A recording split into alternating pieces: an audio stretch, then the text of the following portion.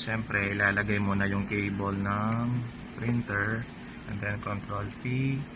Yung settings naman nito, punta kayo sa properties. Ayun, sa ano muna. I-select muna yung brother na available. Tapos, properties. Paper size A4. Tapos, yung resolution 300 dpi. Tapos, punta tayo dito sa two-sided. Yan. Tapos, okay na siya. Click OK.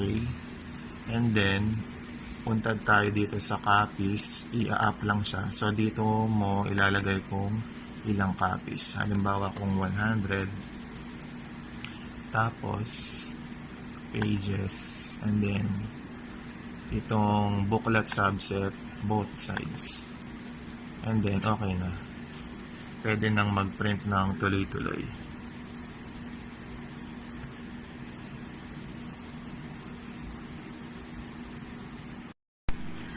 Paano naman mag-print ng back-to-back? So, dapat, unang-una, yung pinaka-hard copy ng kokopyahin,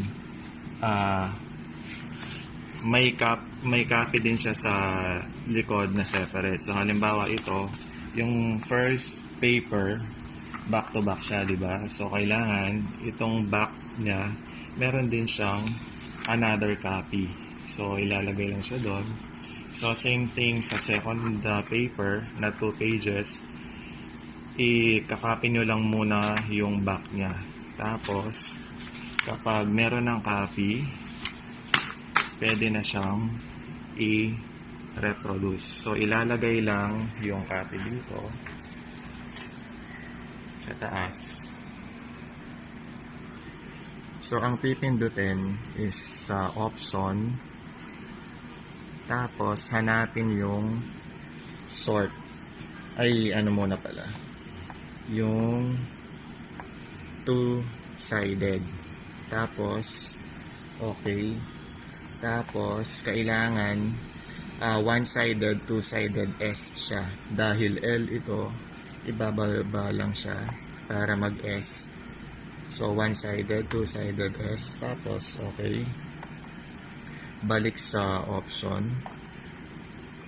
Tapos, sort. Hanapin yung sort. So, dito, stack sort. Okay. Tapos, dahil naka-stack, ibababa lang ulit para mag-sort. Tapos, okay na.